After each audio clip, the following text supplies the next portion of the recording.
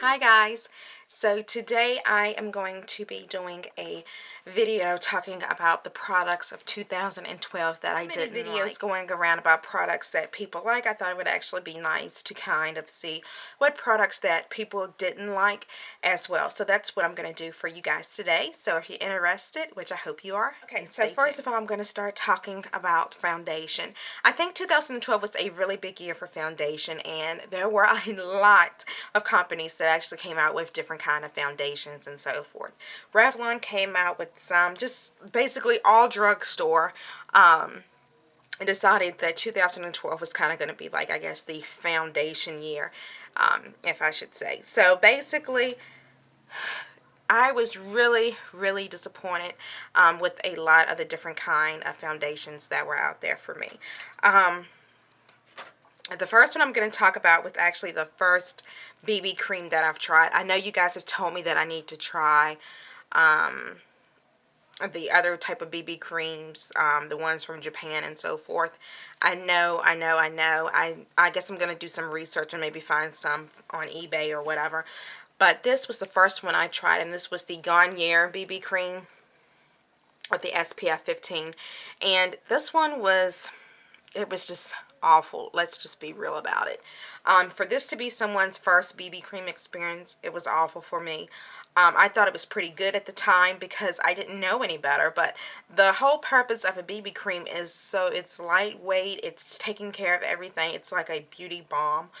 So it's giving you benefits and all this other stuff supposedly, and then it has your SPF in it as well, so that was really great. But at the same time, the color was, this actually came in two colors, and I had the medium deep one, and this is not going to match every single person in the ethnic category. I can imagine that the other shade would not match everyone that's fair skinned or light skinned, and it just was just a bad product because I did have to put a powder on top of this to actually get it to look nice on me, and that's basically not the purpose of a BB cream. And I say foundations meaning more than one, because it was the L'Oreal True Match Lumi.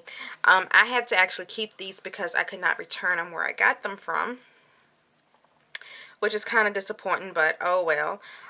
So basically I figured that from the chart that they showed that I was either in the warm or the neutral. Apparently I'm not in either one of these. The warm was a little bit too light for my skin complexion, and then the neutral was actually too dark. This was the one, the neutral one was the one that was like an N7 through 8. Maybe if it had just been N7, it would have worked a lot better. But because it was N7 through 8, it was just a little bit too dark. And then mixing it with the warm 6 was just, it was just too much. It looked awful when I put it on. So, thinking that I could mix the two and probably get my perfect match face powders that I was not happy with at all. Some of these are, well, actually the one that I have was this Josie Marion powder, and this was the Fresh Finished Hydrating Liquid Powder. Basically, it was hydrating on your face for like maybe the first couple of months, and then after you had this product for a while being a powder, it kind of dried out. It doesn't feel as refreshing as it did when I first received it. It's supposed to have like this glacier water cooling effect to it. It's gone. So a waste of money. If you're interested in a face powder, I definitely would not go with this. e.l.f. High Definition Powder. I heard a lot of people talking about this. To me, the packaging is too bulky, and it's pretty messy. I mean, it's just, it's messy, and I'm just not really into powders. It's actually a highlight.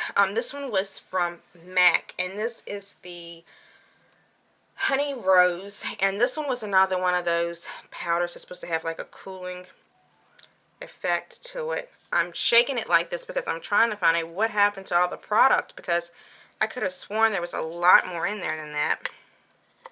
And all of it didn't come up to the top, but it's just a really pretty highlighter. It's supposed to be kind of cool, kind of wet on the skin. Really pretty, but how much of this is really enough? Because it's really sparkly, really has a lot of glitter. So you want to use this really lightly. I didn't like the way it was in the sifter. I don't know how they could have made it any different. Maybe if they had a sifter that you could measure exactly. You see the sparkles flying up. Maybe if they had a sifter where you could measure exactly how much you were getting out, it would have been a lot better, but I didn't like the packaging on it. I have is another highlighter. This is the High Beam by Benefit. I'm sorry, I didn't see anything really spectacular about this. It came with a little brush, which I thought was kind of weird for a highlighter. And I guess you just brush on what you need and then you just go in and you blend it out. I didn't like it. What I found from it, that if you didn't blend it right away, it was actually going to, like, when it dries on the skin a little bit, it becomes really hard to blend. So I really didn't like that. And basically for that reason, I don't want something that if it stays on the skin for just a minute too long or a second too long, you can't blend it. That's really disappointed about, because I wanted this blush, was the Hot Mama blush, and I thought this was going to be really pretty, and I thought I was absolutely going to love it because it's like a peachy kind of color, but it's actually more like a peachy gold color, and it has a lot of shimmer in it. It's really not anything that I would particularly use for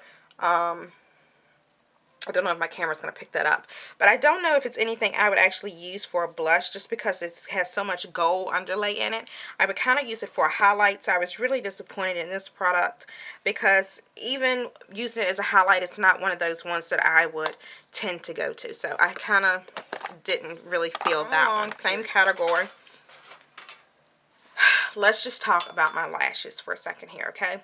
Really big year I felt for mascara with me. I went to the store. I tried more. I tried to kind of get out of my Mally volumizing mascara kind of groove that I was in. So I was just like, okay, I'm going to pick up some drugstore mascaras. I'm going to test them out. I'm going to see how they work. Watch plenty of videos on them. Came up basically with these two. I also have my old classic one. This one right here, the Great Lash. I still love this one, even though it's like old as crap. And it was one of the first ones they came out with. But I love this. I mean, it just works really great for me. And I still use that one. But I wanted to, you know, kind of branch out a little bit. So I picked up the Falsies, and I did like this one until the fibers got in my eye. That completely killed this one. And then I tried the Mega Plush and was highly disappointed with this one. It really didn't do anything together. I just felt like these both were a waste of money, and the one that I actually went with absolutely loving was the Cat Eyes one in the end, which is this one that I love. So yeah, really big disappointment there. I really am into things made out of argan oil, things that are really natural for your skin, things that are going to help your skin. This was actually her mini stick and glow. Don't like this at all. Really shimmery. Even for if you pair it as a cheek color, if you wear it as a lip color. I just found out that it had, and yes, I am putting it beside the highlighter, but it just had too much shimmer in it for me. Kind of thing, and you can kind of see the flecks of it. It was just too much for me. I didn't like it. And as always, the smell with these lip glosses or blushes or whatever you want to use them as, it's kind of strong with her products. So, was really disappointed in that. And last but not least, I got something from Mally, and I'm kind of disappointed in it. And this is a first, because normally I love Mally products. You guys know that I always rave about Mally has this, and Mally has that, and this and that, and this and that. But I was really kind of disappointed with these lipsticks that she came out with. You get 3 of them in the deal that I got. They were from QVC. Very Youthful, Bloomin' Rose, and Forever Pink. Forever Young Pink. And the one that I have been wearing the most was the Very Youthful. And yeah, it is pretty moisturizing for a lipstick. But at the same time, I just feel that my Revlon lip butters are like a lot better, more pigmented. It just gets it right every single time. And I feel that they last longer than her lipsticks do. And then this was the other color. I really went crazy with the pink. I don't know what I was thinking with it. I think I was just thinking, ooh, look, you know, it was a new line she had just came out with. I can't even remember the line because I don't like the name of the line. But I just thought that I was really going to love these lip gloss, these lipsticks, and I didn't. And also with the packaging, it kind of rubbed the back of them. Can you see that? So, I don't know what's going on with that. Hopefully she will fix this error and everything will be lovely with them. I don't know. I just really did not like those products. So there you guys have it. The worst products of 2012, in my opinion anyway. So thank you guys so much for watching the video, and I'll see you next time. Bye.